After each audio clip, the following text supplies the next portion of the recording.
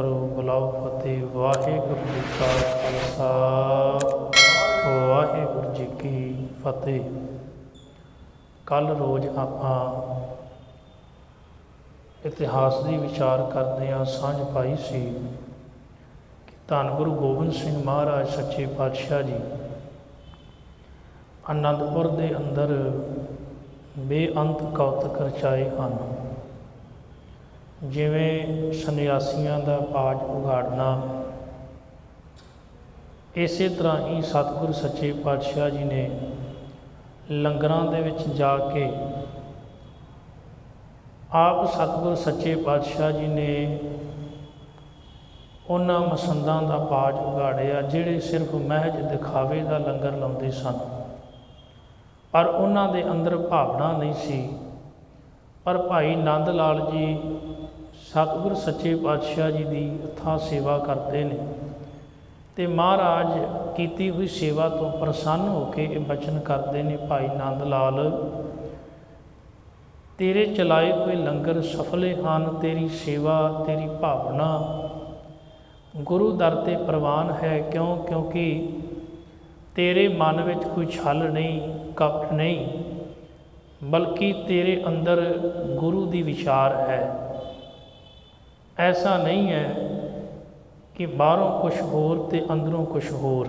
धन गुरु गुरु अर्जन देव महाराज जी ऐसे लोगों का भी जिक्र करते हैं रब्बी बाणी अंदर, जेड़े मनुख बाहरों दिसदे कुछ हैं पर अंदरों कुछ हैं। महाराज आखते ने कि अंदर ते तृष्णा की अग भट्ठी बलदी पई है ते बाहरों वो मनुख ज्ञान ते इशनान ध्यान दीयां गल्लां करदे हैं। अंदर लोभ है, लालच है, पर बाहरों ज्ञान ते ध्यान दीयां गल्लां करदे हैं। बाहर ज्ञान ध्यान इशनान, अंतर व्यापै लोभ सुआन। अंतर अगन बाहर तन सुआह। महाराज आखते ने अंदर तृष्णा की अग है तो बाहर भभूत मली है, तो बंदा धर्मी समझ ही जाता है अपने आप को। ऐसा मनुख मालक के दर ते प्रवान नहीं हो सकता।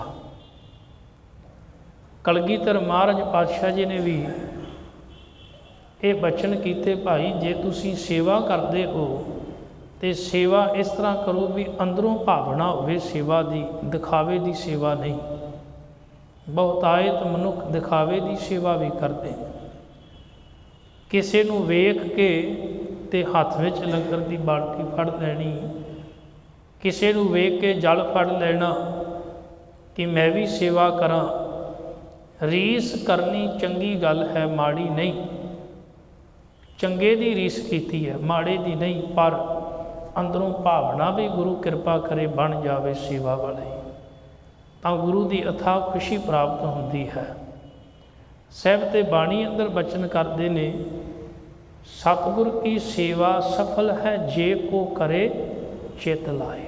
भावना बना के हिरदे तो कोई छल नहीं, कोई कपट नहीं, बल्कि सेवा गुरु की समझ के करे, वो सेवा प्रवान है। सा सेवा की सफल है जे सतगुर का मन मन्ने। वो सेवा सफल ही जो गुरु नूं प्रसन्नता होवे भी हाँ आ तेरी की सेवा सफल है। तो महाराज ने उस समय लंगर ला के बैठे हो आनंदपुर दे विच बेअंत ऐसे मसंद सन जिन्होंने महाराज ने सुचेत किया, भाई दिखावे का काम ना करो बल्कि सेवा करनी है तो भावना नाल करो। धन गुरु गोबिंद सिंह महाराज सच्चे पातशाह जी ने आनंदपुरी में रहिंदियां होइयां एक होर कारज किया। गुरदेव पातशाह जी ने मसंद प्रणाली जिहड़ी है वो बंद कर दी सी। मसंद शब्द जिहड़ा है ये फारसी का मसनद शब्द तो बनया है। मसनद शब्द का भाव सरकारे दरबारे जिहड़े लोग छोटे मोटे काम करया करते सन सरकार का, उन्होंने आख्या जाता सी मनसद आली। मनसद शब्द विगड़ के बनया मसंद। ਤੇ ਮਸੰਦ ਥਾਪੇ ਸਨ ਗੁਰੂ ਰਾਮਦਾਸ ਪਾਤਸ਼ਾਹ ਜੀ ਨੇ। ਹਾਲਾਂਕਿ ਗੁਰੂ ਨਾਨਕ ਦੇਵ ਮਹਾਰਾਜ ਪਾਤਸ਼ਾਹ ਜੀ ਨੇ ਵੀ ਹਰ ਇੱਕ ਸਿੱਖ ਨੂੰ ਇਹ ਆਖਿਆ ਸੀ ਵੀ ਤੂੰ ਪ੍ਰਚਾਰਕ ਹੈ।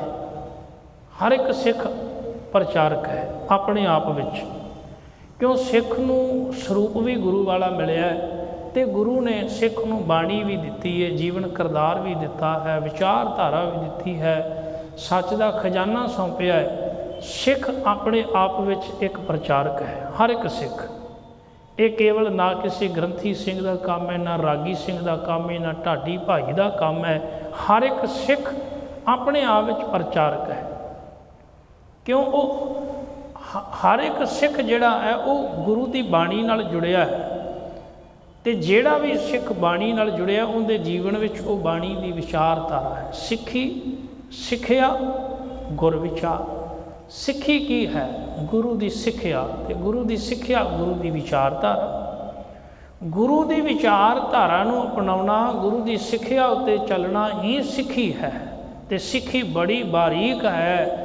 ਸਿੱਖੀ ਨੂੰ ਜੀਵਨ ਵਿੱਚ ਕਮਾਉਣਾ ਜਿਹੜਾ ਹੈ ਬੜਾ ਔਖਾ ਹੈ, ਬੜਾ ਕਠਿਨ ਹੈ।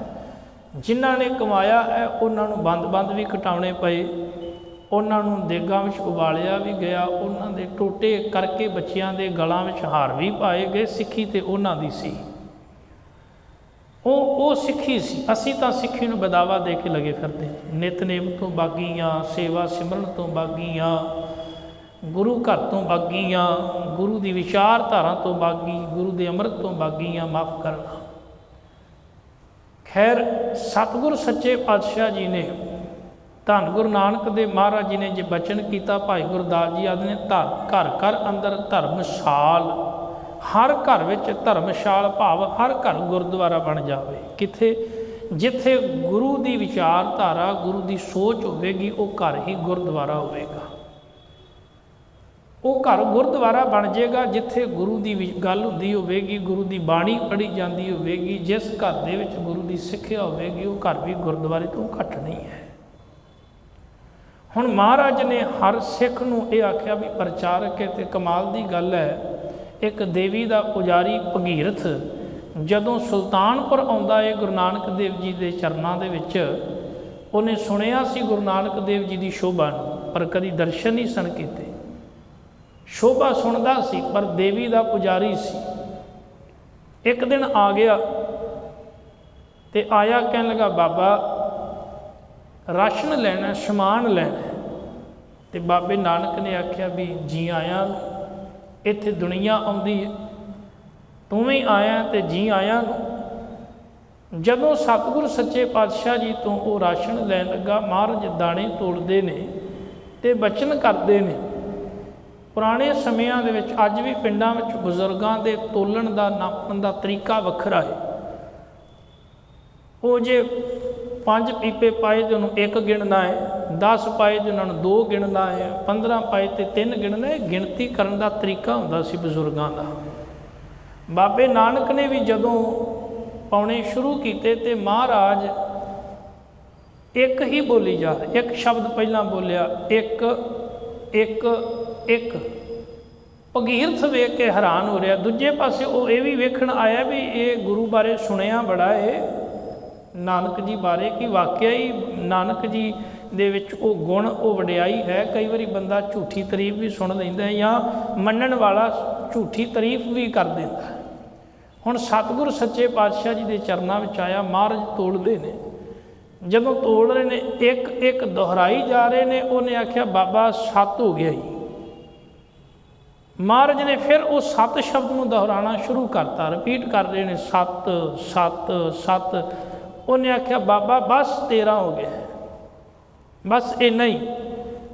ਮਹਾਰਾਜ ਨੇ ਆਖਿਆ ਚੱਲ 13 ਹੋ ਗਿਆ, ਠੀਕ ਹੈ। ਫਿਰ ਹੁਣ ਸਤਿਗੁਰ ਸੱਚੇ ਪਾਤਸ਼ਾਹ ਜੀ ਨੇ ਜਦੋਂ ਉਹਨੂੰ ਚੁਕਾਉਣ ਲੱਗੇ ਰਾਸ਼ਨ, ਤੇ ਉਹਨੇ ਆਖਿਆ ਬਾਬਾ ਇੱਕ ਗੱਲ ਨਹੀਂ ਸਮਝ ਆਈ।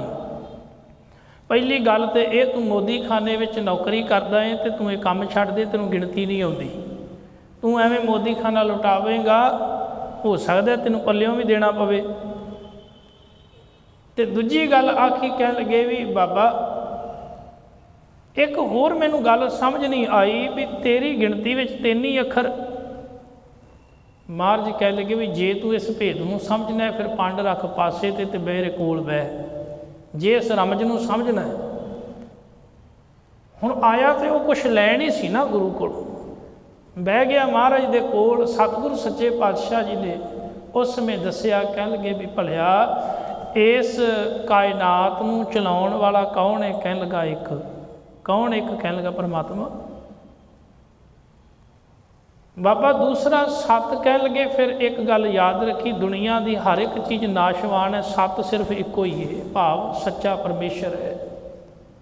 तीसरा कह लगे सारी जिंदगी बंदा मेरा मेरा ही करता रहिंदा, तेरा नहीं करता। जिदन तेरा कर दे उस दिन जीवन सफला हो जाता है।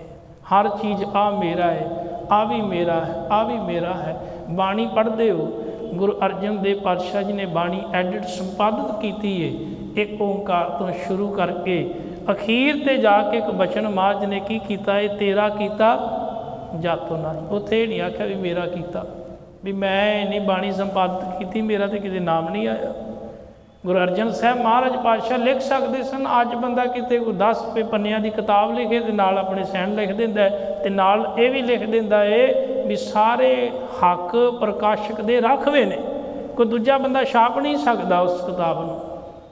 जे छाप ले तो वह क्लेम कर देगा, केस कर देगा भी तू मेरे तो पूछे बिना कॉपीराइट है मेरी किताब। धन गुरु अर्जन देव महाराज, धन ने ऐसे गुरु।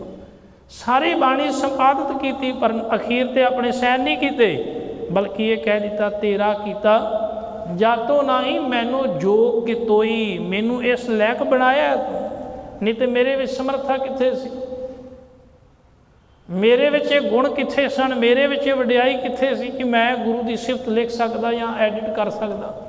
पर ये गुरु ने जाच सिखाई सानू भी सारी बाणी का पाठ करने वाले अखीर ते जाके किते ना कि मैं पाठ किया, मैं पाठ कराया, और तू की पाठ करावेगा? ये तो गुरु मेहर करे तो तू पाठ कर सकदा है, नहीं तेरी समर्था कित्थे। बड़ी कृपा की गुरु नानक साहब महाराज आदि ने, 13 ही कहना औखा है, बस जेड़ा 13 के भेद में समझ गया जीवन सफला हो गया। भगीरथ चरणों से जा पिया, कह लगे महाराज गल समझ नहीं सी आई जिंदगी में, अज तेरे चरणों विचों ये असल जिंदगी का भेद समझ लिया। सिख बन गया भगीरथ। भगीरथ गया किथे? लाहौर। वेखो मैं गल कर रहा सभी सिख किवें प्रचारक बनाए गुरु नानक देव जी ने। हुण भगीरथ चला गया लाहौर। लाहौर गया, उत्थे एक होर मनुख मिलिया जिहड़ा बड़ा ही अमीर बंदा सी, जहाज चलदे ने, लुबाना लूण का कारोबार सी उहदा, ते उहदा नाम सी मनसुख। मिलिया भाई मनसुख मिलिया, ते सतगुरु सच्चे पातशाह जी का सिख इधरों भाई भगीरथ मिलिया। जदों आपस में दोवें बैठे ने ते विचार कर रहे ने, वो विचारां तो इन्ना प्रभावित होया, मनसुख कहन लगा भी ये जिहड़े तेरे कोल ख्यालात ने, तेरे कोल सोच विचार है, ये विचार तैनूं कित्थों मिली? वो कहन लगा ये विचार मैनूं बाबे नानक दे चरनां विचों मिले।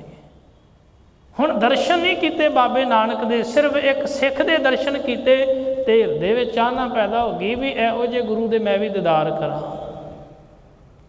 जे एक सिख दी किरदार इन्ना उच्चा है, विचार इन्नी उच्ची है, सोच इन्नी उच्ची है, फिर इहदे गुरु की सोच कितनी उच्ची होगी।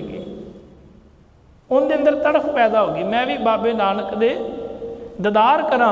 गुरु प्यार वाले हो, भाई मनसुख जदों आया बाबे नानक दे चरनां विच, पर एक शंका लैके आया बई जे किते वाकई असल गुरु है ना, तो वह फिर मेरे नाम नूं बुझ लवेगा। मैं नाम दसना नहीं, वाकई जे गुरु अंतरजामी है, आया मत्था टेकिया, पहला बचन ही गुरु ने कर दिता, नाम दा ही मन सुख है या कभी मन का सुख मिलिया भी है? चरना ते टह पिया, सतगुरु अज तक नाम का ही मन सुख सा, कृपा करो मन का सुख मिल भी जाए। एक सिख दे जीवन नूं वेख के दूजा भी सिख बन गया। वही भाई मनसुख फिर सिंगला दीप श्रीलंके की धरती पर जाता है, उत्थों का राजा शिवनाभ जदों वेखदा है इस सिख दे जीवन को, ते वो फिर कह उठदा है भी तेरे कोल इन्ना उच्चा सुच्चा जीवन किवें, तू काल कोठड़ी विच पिया होया भी मालक दे नाल जुड़िया है ते सुखी है, मैं महलों में पिया होया भी दुखी हाँ, मैं राजा हाँ, मैनू इन्ना कीमती महंगे गद्दियां ते भी नींद नहीं आती, तो तू इत्थां काल कोठड़ी में पिया होया तां भी तू सुता होया आराम नाल, तेरे कोल इहो जी किहड़ी दात है? वो कहन लगा मेरे कोल बाबे नानक की बाणी है, जिहड़ी मैनू कंडियां उत्ते पिया होया भी सुख देंदी है, भुखियां नूं भी सुख देंदी है, हर वेले मैं सुखी रहना। राजा शिवनाभ कहंदा जे बाबे नानक नूं मिलना होवे, वो कहन लगा जे मिलना है तो नानक नानक पुकारिया कर, गुरु नूं याद करिया कर, गुरु बड़ा समर्थ है, जे भावना बन गई गुरु उसे दिन ही आ जाएगा। उन्हें आख्या मैं वेखिया नहीं कदी, पहचान किवें होवेगी? उन्हें आख्या दो गल्लां याद रखी, पहली गल गुरु दौलत ते नहीं डुलदा, ते दूजी गल कहन लगे गुरु काम वश होके विकारी भावना होके कहन लगे वो अपना ईमान नहीं देखदा। ये दो गल्लां दे उत्ते गुरु पक्का होवेगा। पता लग्या लोकां नूं भी किसी नानक फकीर की उड़ीक के राजे नूं कई एवें बने फकीर तुर पे राजे वाल इनाम लैण वास्ते, ते कोई आखे भी मैं नानक हाँ।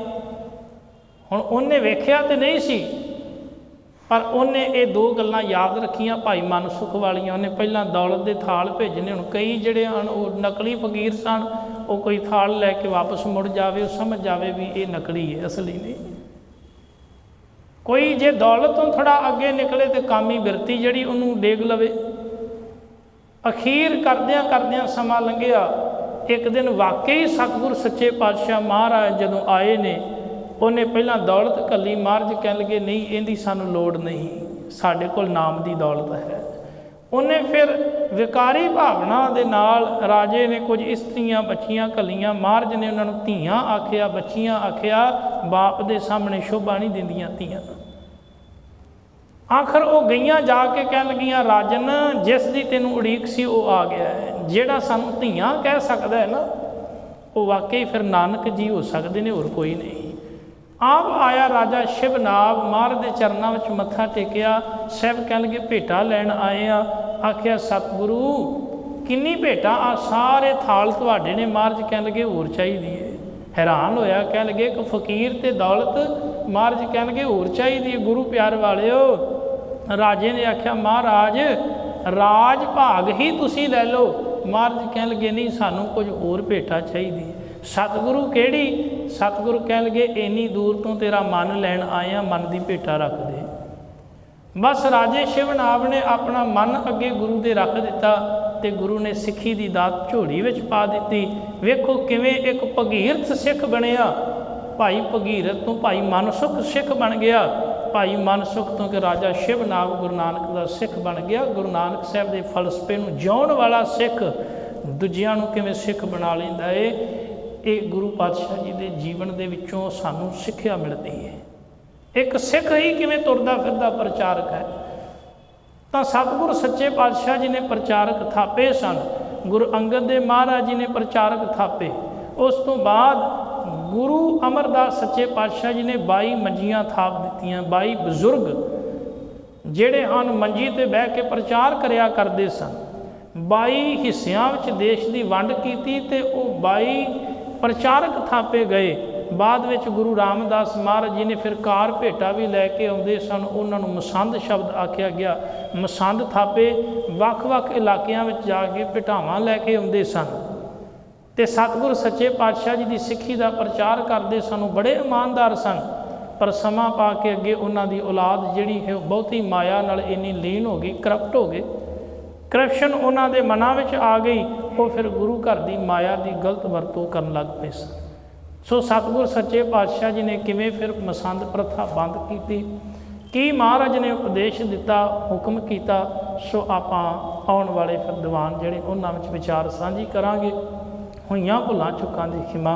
वाहिगुरू जी का खालसा, वाहिगुरू जी की फतेह।